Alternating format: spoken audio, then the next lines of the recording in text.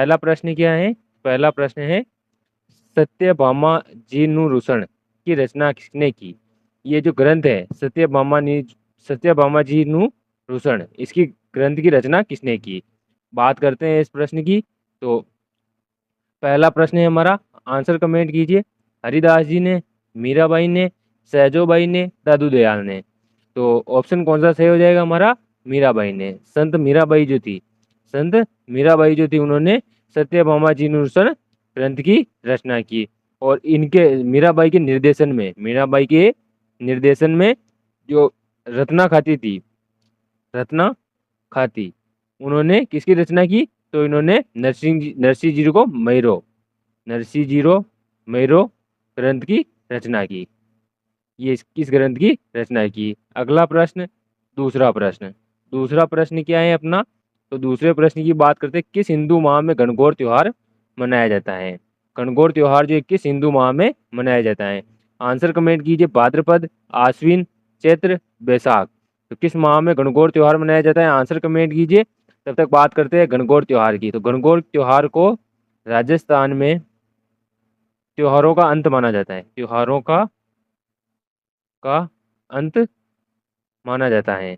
क्या माना जाता है? त्योहारों का अंत माना जाता है। कौन सा आंसर करेक्ट हो जाएगा? चैत्र। ऑप्शन सी करेक्ट हो जाएगा। चैत्र माह में क्या होता है? गणगौर त्योहार मनाया जाता है।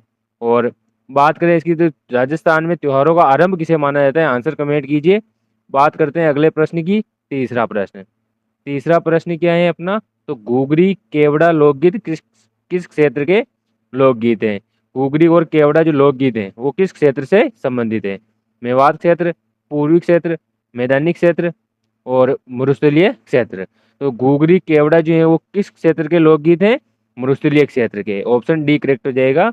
मरुस्थलीय क्षेत्र के लोकगीत हैं घुघरी, केवड़ा, पीपली, चोरावा। ये सभी गीत जो है वो किस क्षेत्र के लिए गीत हैं? मरुस्थलीय क्षेत्र के। और घुघरी, केवड़ा और पीपली गीत ये जो है वो, और जोरावा, ये गीत हैं वो विरह गीत हैं। अगला प्रश्न, चौथा प्रश्न। चौथा प्रश्न क्या है? चौथा प्रश्न है, लसाड़िया का पठार किस जिले में स्थित है? जो लसाड़िया का पठार है वो किस जिले में पड़ता है? डूंगरपुर, सलूम्बर, उदयपुर, चित्तौड़गढ़। तो आंसर कमेंट कीजिए, किस जिले में पड़ता है लसाड़िया का पठार? कौन सा आंसर करेक्ट हो जाएगा? सलूम्बर जिले में। सलूम्बर जिले में छह समंद झील के किनारे, छह समंद झील जो है उसके किनारे, मतलब कि कटापटा पठार, कटा फटा पठार क्या कहलाता है? लसाड़िया का पठार कहलाता है। अगला प्रश्न, पांचवा प्रश्न। पांचवा प्रश्न क्या है? तो गोपीलाल यादव, ठाकुर देशराज, रेवती शरण उपाध्याय, ये किस प्रजामंडल से संबंधित है? करौली प्रजामंडल, अलवर प्रजामंडल, भरतपुर प्रजामंडल, शाहपुरा प्रजामंडल। तो गोपीलाल यादव, ठाकुर देशराज और रेवती शरण उपाध्याय, ये जो है वो किस प्रजामंडल से संबंधित है? आंसर कमेंट कीजिएगा। कौन सा प्रजामंडल हो जाएगा? तो इसमें हमारा आंसर कौन सा सही हो जाएगा? Bharatpur Prajamandal. Option C correct हो जाएगा। भरतपुर प्रजामंडल से संबंधित है ठाकुर देशराज, गोपीलाल यादव, रेवती शरण उपाध्याय। और भरतपुर प्रजामंडल जो है उसकी स्थापना कब हुई थी? आंसर कमेंट कीजिए। भरतपुर प्रजामंडल की स्थापना कब हुई थी? तो कब हुई थी? 1938 में। 1938 में भरतपुर प्रजामंडल की स्थापना हुई थी। और बात करते हैं छठे प्रश्न की। छठा प्रश्न क्या है? तो छठा प्रश्न है, समाज सुधारक गोविंद गिरी का जन्म किस परिवार में हुआ? गोविंद गिरी जो है उनका संबंध किस परिवार से? भील परिवार से, बंजारा परिवार से, पंडित परिवार से, किसान परिवार से। तो गोविंद गिरी जो है इनका संबंध किस परिवार से था? बंजारा परिवार से। ऑप्शन बी करेक्ट हो जाएगा, बंजारा परिवार से। ऑप्शन बी करेक्ट हो जाएगा, बंजारा परिवार से था। गोविंद गिरी जो थे वो भील आंदोलन से संबंधित थे। भील आंदोलन से संबंधित थे। और बात करें गोविंद गिरी की, तो गोविंद गिरी ने भगत आंदोलन चलाया था। भगत आंदोलन चलाया था। और इनके समय मानगढ़ दाम हत्याकांड भी हुआ था। और गोविंद गिरी के प्रमुख सहयोगी, आंसर कमेंट कीजिए, गोविंद गिरी के प्रमुख सहयोगी कौन थे? तो गोविंद गिरी के प्रमुख सहयोगी थे धीरजी भगत।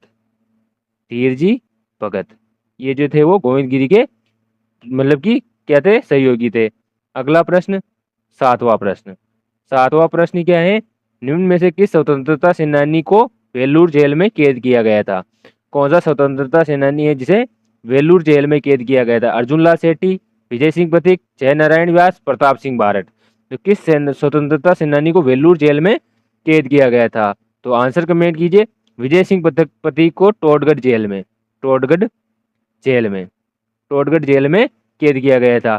टोडगढ़ जेल, टोडगढ़ जो किला है, टोडगढ़ जेल नहीं, टोडगढ़ किले में कैद किया गया था। और टोडगढ़ का किले का निर्माण किसने करवाया? कर्नल जेम्स टोड ने, कर्नल जेम्स टोड ने टोडगढ़ दुर्ग का निर्माण करवाया था। इसी कारण इसका नाम टोडगढ़ दुर्ग पड़ा। और बात करें तो वेलूर जेल में किसे कैद किया गया था? अर्जुन लाल सेठी को, अर्जुन लाल सेठी, ऑप्शन ए करेक्ट हो जाएगा। अर्जुन लाल सेठी को वेलूर जेल में कैद किया गया था। अगला प्रश्न, आठवां प्रश्न। आठवां प्रश्न क्या है? तो आठवें प्रश्न में बात करते हैं श्रीमती रमा देवी का संबंध किस किसान आंदोलन से था? तो जो रमा देवी थी उनका संबंध किस किसान आंदोलन से? बरड़ किसान आंदोलन, बिजोलिया किसान आंदोलन, नीमूचना किसान आंदोलन, शेखावटी किसान आंदोलन। तो श्रीमती रमा देवी का संबंध किस किसान आंदोलन से था? बिजोलिया किसान आंदोलन, ऑप्शन बी करेक्ट हो जाएगा। बिजोलिया किसान आंदोलन से संबंधित थे श्रीमती रमा देवी। और बात करें बिजोलिया किसान आंदोलन की, 1897 में प्रारंभ हुआ और 1942 में समाप्त हुआ। सबसे लंबा चलने वाला किसान आंदोलन था और सबसे शांत किसान आंदोलन था, सबसे शांतिपूर्वक चलने वाला किसान आंदोलन था।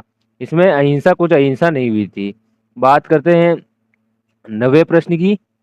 नवा प्रश्न क्या है? तो नवा प्रश्न है अपना, किस मुगल सम्राट ने कोटा महाराव भीम सिंह को पुरस्कार के रूप में शेरगढ़ दुर्ग प्रदान किया था? भीम सिंह, भीम सिंह को पुरस्कार के रूप में शेरगढ़ का किला दिया था कौन से मुगल सम्राट ने? बहादुर शाह ने, मोहम्मद शाह ने, फर्रुखशियर ने, आलमगीर ने। तो किसने महाराव भीम सिंह को शेरगढ़ का दुर्ग दिया था? फर्रुखशियर ने, ऑप्शन सी करेक्ट हो जाएगा। मुगल बादशाह फर्रुखशियर जो था उसने भीम सिंह को मतलब कि शेरगढ़ का किला दिया था। और बात करते हैं अगले प्रश्न की, 10वां प्रश्न। 10वां प्रश्न क्या है? 10वां प्रश्न है, महाराणा प्रताप के सौतेले भाई को अकबर ने जहांजपुर की जागीर प्रदान की थी। कौन सा सौतेला भाई थे? राम सिंह, भीम सिंह, जगमाल सिंह, पृथ्वीराज। कौन सा सौतेला भाई था जिसे अकबर द्वारा जहांजपुर की जागीर प्रदान की गई थी? तो ऑप्शन इसमें हमारा सी करेक्ट हो जाएगा, जगमाल सिंह। जगमाल सिंह जो था उसे अकबर द्वारा जहांजपुर की जागीर प्रदान की गई थी और महाराणा प्रताप का सौतेला भाई था, क्योंकि इसे राजा ने बनाया था जगमाल को, इसी कारण ये अकबर के साथ मिल गया था। अगला प्रश्न, 11वां प्रश्न। 11वां प्रश्न है, महाराणा कुंभा द्वारा रचित, महाराणा कुंभा द्वारा रचित संगीत राज के कितने भाग हैं? जो महाराणा कुंभा द्वारा रचित संगीत राज है उसके कितने भाग हैं? 3 भाग, 4 भाग, 5 भाग, 6 भाग। तो महाराणा कुंभा जिन्हें मतलब कि संगीत गुरु भी कहा जाता था और इनकी बहुत सारी उपाधियां थी। और महाराणा कुंभा द्वारा रचित संगीत राज जो पुस्तक है वो कितने भाग हैं? 5 भाग हैं। पांच भाग हैं। पाठ्य रत्न कोश, नृत्य रत्न कोश, गीत रत्न कोश और 2 और पाठ हैं, मेरे को याद नहीं है, पर ये 3 पाठ तो हैं वो ये याद हैं। अगला प्रश्न, 12वां प्रश्न। 12वां प्रश्न क्या है? तो 12वां प्रश्न है, किस शासक ने विलय पत्र पर हस्ताक्षर करते हुए ये कहा था कि मैं अपने डेथ वारंट पर साइन कर रहा हूँ? यानी किस जो कौन सा जो शासक था उसने विलय पत्र पर हस्ताक्षर करते हुए बताया था कि मतलब कि बोला था कि मैं अपने डेथ वारंट पर हस्ताक्षर कर रहा हूँ? भीम सिंह, कर्ण सिंह, चंद्रवीर सिंह, उदयपान सिंह। तो कौन सा शासक था? Chandraveer Singh, option C correct हो जाएगा। जो बांसवाड़ा का शासक चंद्रवीर सिंह था, बांसवाड़ा का शासक चंद्रवीर सिंह जो था उसने मतलब कि ये कहा था कि मैं अपने डेथ वारंट पर साइन कर रहा हूँ। सबसे पहले किसने साइन किए थे? बीकानेर के शासक ने। अगला प्रश्न, 13वां प्रश्न। 13वां प्रश्न क्या है? तो 13वां प्रश्न है, निम्न में से किस जेल में प्रताप सिंह बारट की मृत्यु हुई थी? प्रताप सिंह बारट की मृत्यु हुई थी किस जेल में? Hazaribagh jail, Siwana jail, Bareilly jail, Todgarh jail. तो ये प्रश्न ऐसे भी बन सकता था कि कौन सा जो मतलब कि क्रांतिकारी था उसकी मतलब कि जेल में कठिन यातनाओं के दौरान मृत्यु हो गई थी। तो कौन थे? प्रताप सिंह बारट। ये भी आपको याद रखना है, कठिन यातनाओं के दौरान इनकी मृत्यु हो गई थी। और कौन सी जेल में हुई थी मृत्यु? बरेली जेल में, ऑप्शन सी करेक्ट हो जाएगा, बरेली जेल में। और प्रताप सिंह बारट का संबंध किस हत्या मतलब कि किस षड्यंत्र से था? तो बनारस षड्यंत्र से, बनारस षड्यंत्र से इनका संबंध था। अगला प्रश्न, 14वां प्रश्न। 14वां प्रश्न क्या है? तो विजय सिंह पथिक विजय स्तंभ का निर्माण कब करवाया गया? मतलब कि विजय स्तंभ का निर्माण कब हुआ? 1448, 1435, 1440, 1437। तो इसमें मतलब कि एक एक बात करते हैं। सबसे पहले इसके निर्माण की बात तो 1437 में सारंगपुर युद्ध के बाद हुई थी, यानी कि सारंगपुर युद्ध के विजय के उपलक्ष्य में यह विजय स्तंभ का निर्माण करवाया गया था। और विजय स्तंभ का निर्माण महाराणा कुंभा ने करवाया। इसका निर्माण शुरू तो 1440 में हुआ और कंप्लीट 1448 में हुआ। तो निर्माण कब करवाया गया, तो 1448 आंसर करेक्ट हो जाएगा, क्योंकि ये मतलब कि समाप्त कब हुआ, मतलब पूर्ण निर्माण कब हुआ उसके बारे में पूछा जा रहा है। तो दोनों आंसर करेक्ट हो सकते हैं, 1440 भी हो सकता है, 1448 भी हो सकता है। तो आपको ये याद रखना है। अगला प्रश्न 15वां प्रश्न। 15वां प्रश्न क्या है, हाड़ी रानी की बावड़ी कहाँ स्थित है। हाड़ी रानी की बावड़ी कहाँ स्थित है, केकड़ी में, टोंक में, भरतपुर में, ब्यावर में। तो हाड़ी रानी की बावड़ी जो है वो कहाँ पर स्थित है, केकड़ी में। ऑप्शन ए करेक्ट हो जाएगा, केकड़ी में स्थित है हाड़ी रानी की बावड़ी। अगला प्रश्न हमारा 16वां प्रश्न। 16वां प्रश्न क्या है, तो हाड़ौती के ताजमहल का निर्माण किसने करवाया। जो हाड़ौती का ताजमहल है उसका निर्माण किसने करवाया, चार्लिम सिंह ने, माधो सिंह ने, मुकुंद सिंह ने, छत्रसाल ने। तो हाड़ौती के ताजमहल का निर्माण किसने करवाया, मुकुंद सिंह ने। अब बात करते हैं, ऑप्शन सी करेक्ट है। अब बात करते हैं हाड़ौती के ताजमहल की। हाड़ौती के ताजमहल जो है वो उसको किसको कहते हैं, अबला मिनी के महल को। अबला मिनी के महल को राजस्थान का ताजमहल कहते हैं। और बात करें इनकी, ये कहाँ पर स्थित है, कोटा में। और इनका निर्माण किसने करवाया, कोटा के शासक मुकुंद सिंह ने इनका निर्माण करवाया। अगला प्रश्न 17वां प्रश्न। 17वां प्रश्न क्या है, धूलकोट के नाम से प्रसिद्ध सभ्यता है। धूलकोट के नाम से किसे जाना जाता है, आर्य सभ्यता को, बरोर सभ्यता को, नौ सभ्यता को, कालीबंगा सभ्यता को। तो धूलकोट के नाम से किसे जाना जाता है, आर्य सभ्यता को। आर्य सभ्यता को धूलकोट के नाम से जाना जाता है। और बात करें इसकी, इसको बनास संस्कृति भी कहते हैं, बनास संस्कृति भी कहते हैं। आर्य सभ्यता जो है वो किस नदी के किनारे है, तो ये है आयड़ नदी के किनारे, आयड़ नदी के किनारे। और कहाँ पर है, उदयपुर में स्थित है। इसे महासतियां भी कहते हैं, महासतियां भी कहते हैं। अगला प्रश्न हमारा 18वां प्रश्न।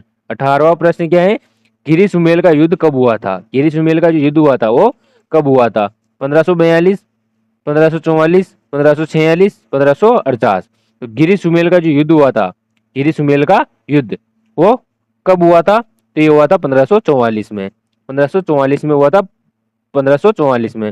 और किस किस के मध्य हुआ था, राव मालदेव और राव मालदेव वर्सेस शेरशाह सूरी, शेरशाह सूरी।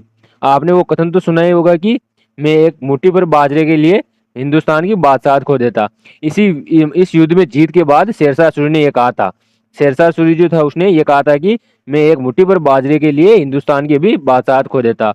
और मालदेव के इस समय मतलब कि सेनापति कौन थे, जेता और कुपा, ये दोनों ही लड़े थे इस युद्ध में। जेता और कुपा दोनों लड़े थे गिरी सुमेल के युद्ध में। मालदेव वापस आ गया था युद्ध से ही। फिर जेता और कुपा शेरशाह सूरी से लड़े थे, और शेरशाह सूरी युद्ध के जीतने के बाद कहता है कि मैं एक मुट्ठी पर बाजरे के लिए भी हिंदुस्तान की बादशाहत खो देता। अगला प्रश्न 19वां प्रश्न। 19वां प्रश्न क्या है, टाइगर मैन के नाम से किसे जाना जाता है। टाइगर मैन के नाम से किसे जाना जाता है, 19वां प्रश्न है। आंसर कमेंट कीजिएगा, कैलाश सांखला को, अशोक टांका को, जानकीलाल भांड को, राजेंद्र सिंह को। तो जानकीलाल भांड जो है इनको मनकी मैन के नाम से जाना जाता है, मनकी मैन, मनकी मैन के नाम से जाना जाता है जानकीलाल भांड को। और बात करें अपने टाइगर मैन की, टाइगर मैन की बात करते हैं, टाइगर मैन के नाम से किसे जाना जाता है, कैलाश सांखला को। ऑप्शन ए करेक्ट हो जाएगा, कैलाश सांखला को टाइगर मैन के नाम से जाना जाता है। और अशोक टांका को वाटर मैन के नाम से, वाटर मैन के नाम से जाना जाता है किसे, अशोक टांका को। अगला प्रश्न 20वां प्रश्न। 20वां प्रश्न क्या है, तो राजस्थान की प्रथम महिला मंत्री कौन थी।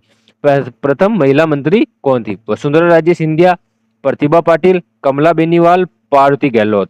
राजस्थान राज्य की प्रथम महिला मंत्री कौन थी, तो कौन सा आंसर हो जाएगा, कमला बेनीवाल। ऑप्शन सी करेक्ट हो जाएगा, कमला बेनीवाल जो थी वो प्रथम महिला मंत्री थी। कब हुई थी, 1954 में निर्वाचित हुई थी।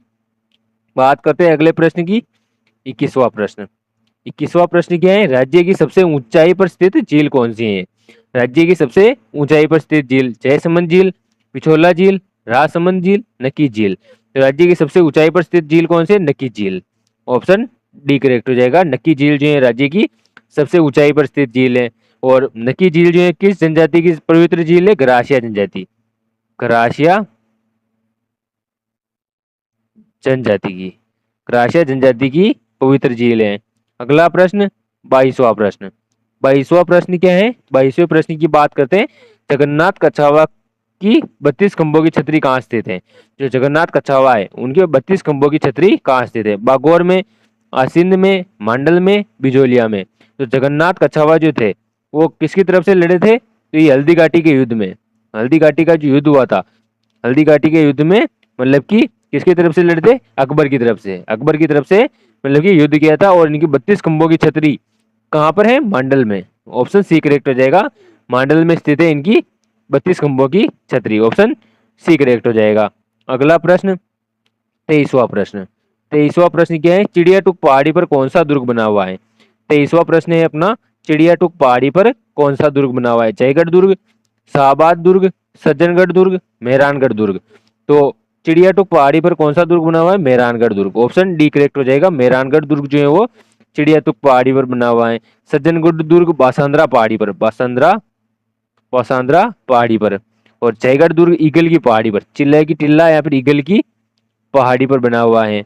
और मेहरानगढ़ दुर्ग की बात करें तो चिड़ियाटूक पहाड़ी पर बना हुआ है।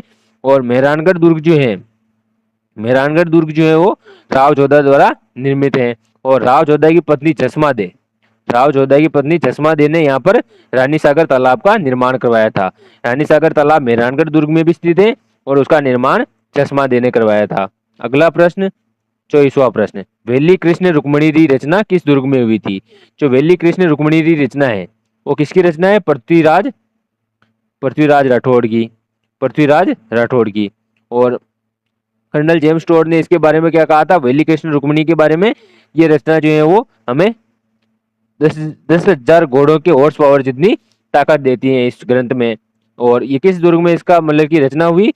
तारागढ़ दुर्ग, गागरोन दुर्ग, सॉरी मेहरानगढ़ दुर्ग, गागरोन दुर्ग, और कौन सा हो जाएगा? सराड़ा दुर्ग। किस दुर्ग में हुई थी? गागरोन दुर्ग में, ऑप्शन सी करेक्ट हो जाएगा। गागरोन दुर्ग में पृथ्वीराज राठौड़ जो था उसने वेली कृष्ण रुक्मणी की रचना की। और बात करते हैं अगले प्रश्न की, जो 25वां प्रश्न। 25वां प्रश्न क्या है? 25वां प्रश्न है, संत दादू दयाल ने दादू पंथ की स्थापना कब की? तो संत दादू दयाल जो थे उन्होंने दादू पंथ की स्थापना कब की? 1544, 1574, 1585, 1590। तो दादू दयाल ने दादू पंथ की स्थापना कब की थी? सन 1574 में, ऑप्शन बी करेक्ट हो जाएगा। 1574 में दादू पंथ की स्थापना हुई थी। 1585, सन 1585 में विश्नोई संप्रदाय, विश्नोई संप्रदाय की स्थापना की थी संत जाम्बोजी ने। विश्नोई संप्रदाय की स्थापना संत जाम्बोजी ने की। और कब की? 1585 में की। और 1574 में संत दादू दयाल ने दादू पंथ की स्थापना की।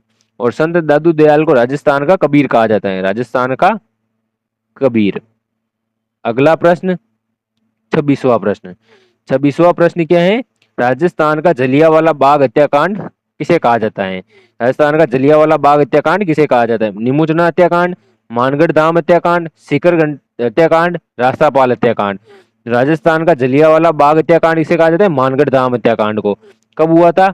17 नवंबर 1913 को, 17 नवंबर 1913 को हुआ था मानगढ़ धाम हत्याकांड, जिसे राजस्थान का जलियांवाला बाग हत्याकांड भी कहा जाता है। अगला प्रश्न, और नीमूचना हत्याकांड कब हुआ था? 14 मई 1925, 14 मई 1925 को नीमूचना हत्याकांड हुआ था। अगला प्रश्न 27वां प्रश्न। 27वां प्रश्न क्या है? तो 1857 के विद्रोह में निम्न में से कौन सी सैनिक छावनी ने भाग नहीं लिया था? तो 1857 के विद्रोह में कौन सी सैनिक छावनी जिसने भाग नहीं लिया था? नीमच, नसीराबाद, खेरवाड़ा, एरियनपुरा। कौन सी सैनिक छावनी जो थी उसने 1857 के विद्रोह में भाग नहीं लिया था? तो आंसर कौन सा हो जाएगा? ऑप्शन सी करेक्ट हो जाएगा, खेरवाड़ा। ऑप्शन सी करेक्ट हो जाएगा। खेरवाड़ा जो है वो 1857 की क्रांति में भाग नहीं लिया था। इसके अलावा एक और सैनिक छावनी है जिसने भाग नहीं लिया था। आंसर कमेंट बॉक्स में आंसर कीजिए, किस सैनिक, कौन से सैनिक छावनी एक और थी जिसने मतलब कि 1857 के विद्रोह में भाग नहीं लिया था? तो वो थी ब्यावर, ब्यावर सैनिक छावनी थी। अगला प्रश्न 28वां प्रश्न। 28वां प्रश्न क्या है? 28वां प्रश्न है, चित्तौड़ का दूसरा शाखा कब हुआ? तो चित्तौड़ के तीनों शाखाओं के बारे में बात करते हैं। दूसरा शाखा कब हुआ? आंसर कमेंट कीजिए। तीनों शाखाओं के बारे में बात करते हैं। पहला शाखा दूसरा शाखा, तीसरा शाखा, तीनों शाखा के बारे में बात है। पहला शाखा हुआ 1303 में, 1535 में दूसरा शाखा हुआ, तीसरा शाखा हुआ 1568 में। बात करते हैं पहले शाखे की। पहले शाखे के समय शासक कौन था? रतन सिंह, रावल रतन सिंह शासक था पहले शाखे के समय। दूसरे शाखे के समय शासक कौन था? तो दूसरे शाखे के समय शासक था विक्रमादित्य, विक्रमादित्य। तीसरे शाखे के समय शासक उदय सिंह, महाराणा उदय सिंह। तो शासक तीनों थे। अलाउद्दीन खिलजी पहले में आक्रमणकारी था, दूसरे में बहादुर शाह प्रथम था, तीसरे में अकबर था। तो ये हमारा करेक्ट आंसर हो गया ऑप्शन सी, 1535 में। अगला प्रश्न 29वां प्रश्न। 29वां प्रश्न क्या है? उड़ना राजकुमार पृथ्वीराज की छतरी किस दुर्ग में बनी हुई है? उड़ना राजकुमार जो है उसकी उड़ना राजकुमार पृथ्वीराज जो था उसकी छतरी किस दुर्ग में बनी हुई है? तो आंसर कमेंट कीजिए। बात करते हैं इसकी छतरी कितने खंभों की है? 12 खंभों की। 12 खंभों की छतरी है, ये भी पूछा गया प्रश्न है। 12 खंभों की छतरी है पृथ्वीराज जो उड़ना राजकुमार है। और इसे जहर किसने दिया था? जगमाल ने। जगमाल देवड़ा जो थे उसने जहर दिया था, जगमाल देवड़ा ने। बात करते हैं किस दुर्ग में है? रणथंभौर दुर्ग, चित्तौड़गढ़ दुर्ग, भड़नेर दुर्ग, तारागढ़ दुर्ग। कौन से दुर्ग में? रणथंभौर दुर्ग में। ऑप्शन ए करेक्ट हो जाएगा, रणथंभौर दुर्ग में उड़ना राजकुमार पृथ्वीराज की 12 खंभों की छतरी है। अगला प्रश्न है निम्न में से कान का आभूषण है? 30वां प्रश्न है, इंपॉर्टेंट क्वेश्चन है क्योंकि आभूषण से एक प्रश्न अवश्य पूछा जाता है बीएसटीसी एग्जाम में। तो कान का आभूषण कौन सा है? तगड़ी, पीपल पत्र, झांझर, शीश फूल। कौन सा जो है वो एक प्रकार का कान का आभूषण है? कौन सा है? पीपल पन्ना। ऑप्शन बी करेक्ट हो जाएगा, पीपल पन्ना जो है वो कान का आभूषण है। तगड़ी जो है वो कमर का आभूषण है, और झांझर जो है पैर का आभूषण है, शीश फूल जो है वो सिर का आभूषण है। ये जो है वो आभूषण की बात हो गई। अगला प्रश्न तो 31वां प्रश्न। 31वां प्रश्न है, 31वां प्रश्न क्या है? तिमनगढ़ का किला कहाँ स्थित है? तिमनगढ़ का किला कहाँ स्थित है? चूरू, अलवर, करौली, भीलवाड़ा। तो तिमनगढ़ का किला जो है कहाँ पर स्थित है? करौली में। ऑप्शन सी करेक्ट हो जाएगा, करौली में स्थित है तिमनगढ़ दुर्ग। 2023 के पेपर में पूछा गया प्रश्न है। सीईटी जो 12th लेवल सीटी है उसमें पूछा गया प्रश्न है 2023 में। तो बीएसटीसी में आने की भी पूरी संभावना है क्योंकि वो भी 12th लेवल का एग्जाम है, ये भी 12th लेवल का एग्जाम है। अगला प्रश्न 32वां प्रश्न। 32वां प्रश्न क्या है? निमराना का किला किस जिले में स्थित है? निमराना का किला जो है वो किस जिले में पड़ता है? अलवर, जयपुर, दुद्दू, कोटपुतली, बहरोड। तो निमराना का किला जो है किस जिले में पड़ता है? ये हो जाएगा कोटपुतली बहरोड जिले में।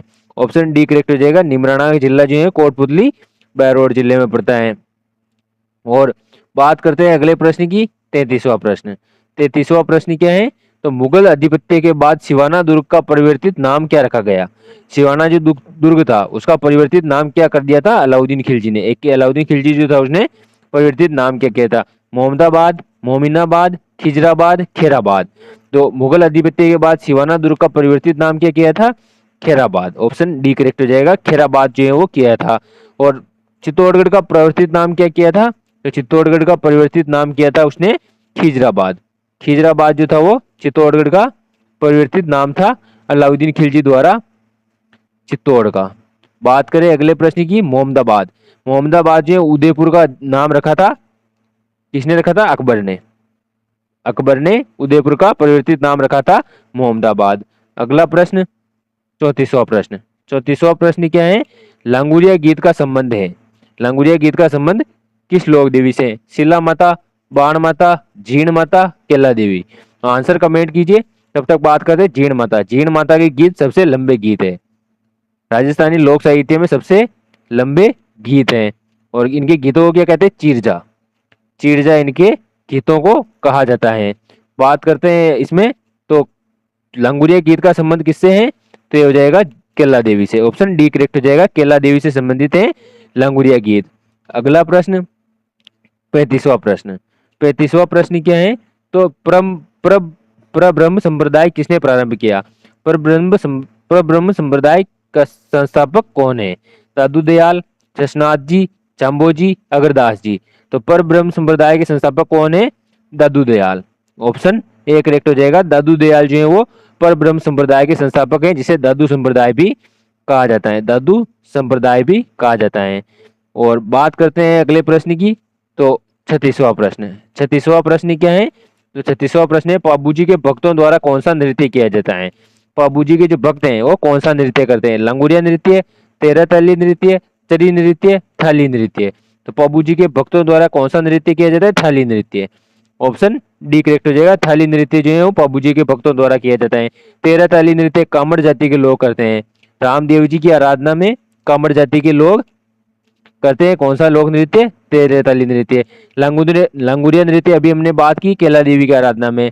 और चरी नृत्य गुर्जर जाति द्वारा, गुर्जर जाति द्वारा। अगला प्रश्न 37वां प्रश्न। 37वां प्रश्न क्या है? राजस्थान की पहली महिला जिला प्रमुख कौन थी? पहली महिला जिला प्रमुख नगेंद्र बाला, पार्वती गहलोत, यशोदा देवी, प्रतिभा पाटिल। तो राजस्थान की पहली जिला प्रमुख कौन थी? महिला जिला प्रमुख Pratibha Patil. Option D correct हो जाएगा। प्रतिभा पाटिल जो थी वो प्रथम महिला जिला प्रमुख थी। 38वां प्रश्न। 38वां प्रश्न क्या है? तो 38वां प्रश्न है, खेतड़ी के महल किस जिले में स्थित है? खेतड़ी के महल जो बने हुए हैं वो किस जिले में बने हुए? सीकर, चूरू, नीमका थाना, जयपुर। तो खेतड़ी जो उसके महल किस जिले में बने हुए हैं? नीमका थाना जिले में। खेतड़ी के महल जो है नीमका थाना जिले में। और बात करें तो जो शेखावटी की स्वर्ण नगरी है, शेखावटी की स्वर्ण नगरी, वो किसे कहा जाता है? नवलगढ़ को, नवलगढ़ को। और राजस्थान की स्वर्ण नगरी झुंझुनू को कहा जाता है, झुंझुनू को कहा जाता है। ये अभी आपको याद रखना है। अगला प्रश्न 39वां प्रश्न।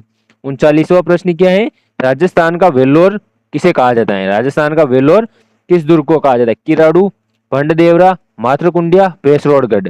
ये भैंसरोडगढ़ है, भैंसरोडगढ़। किस दुर्ग को राजस्थान का वेल्लोर कहा जाता है? भैंसरोडगढ़ दुर्ग को। ऑप्शन डी करेक्ट हो जाएगा। भैंसरोडगढ़ दुर्ग जो है चंबल और ब्राह्मणी नदी के संगम पर है, ब्राह्मणी नदी के संगम पर है। और इसे राजस्थान का वेल्लोर कहा जाता है। किराड़ू मंदिर जो है राजस्थान का खजुराहो कहलाता है। भंडदेवरा मंदिर हाड़ौती का खजुराहो कहलाता है। मातृकुंडिया है जिसको राजस्थान का हरिद्वार कहते हैं। ये आपके इंपॉर्टेंट उपनाम है, ये भी आपको याद रखने हैं। क्या? किराड़ू मंदिर राजस्थान का खजुराहो, हाड़ौती का खजुराहो, भंडदेवरा मंदिर, मातृकुंडिया जो है राजस्थान का हरिद्वार, और राजस्थान का वेल्लोर भैंसरोडगढ़ दुर्ग। 40वां प्रश्न। 40वां प्रश्न क्या है? 40वां प्रश्न है, मेवाड़ में नौकरशाही प्रथा की स्थापना किसने की? मेवाड़ में नौकरशाही प्रथा की स्थापना किसने की? बप्पा रावल, अल्लट, चैत्र सिंह, हमीर देव। तो मेवाड़ में नौकरशाही प्रथा की स्थापना किसने की? तो अल्लट ने। ऑप्शन बी करेक्ट हो जाएगा। अल्लट ने मेवाड़ में नौकरशाही प्रथा की स्थापना की। और पूछ ले तो जो चित्तौड़ राजधानी है, चित्तौड़ राजधानी जैत्र सिंह ने बनाई। चित्तौड़ राजधानी जो है जैत्र सिंह लेकर आया था। जैत्र सिंह ने चित्तौड़ को राजधानी बनाया था। अल्लट ने आहड़ को उप राजधानी बनाया था। अल्लट जो था उसने आहड़ को उप राजधानी बनाया था। बप्पा रावल ने नागदा को राजधानी बनाया था। नागदा राजधानी थी, अल्लट के समय भी नागदा ही थी, पर बप्पा रावल ने नागदा को राजधानी बनाया, अल्लट ने आहड़ को उप राजधानी बनाया, और जैत्र सिंह ने चित्तौड़ को राजधानी बनाया था। तो दोस्तों ये थी हमारे 40 प्रश्नों की राजस्थान जीके की क्लास, जिसमें हमने 40 प्रश्नों की बात की। और 40 में से आपके कितने प्रश्न सही हो रहे हैं, आपका स्कोर कितना रहा है, कमेंट करना। 30 से अगर प्लस है स्कोर या फिर 35 से प्लस है तो आप बहुत अच्छी तैयारी चल रही है, आपके राजस्थान जीके में कोई भी तकलीफ नहीं आएगी। तो और बने रहिए, इसके साथ ही और ही राजस्थान जीके से संबंधित प्रश्नों की बात करेंगे। और मिलते हैं नेक्स्ट क्लास में प्रीवियस ईयर से संबंधित प्रश्नों के साथ।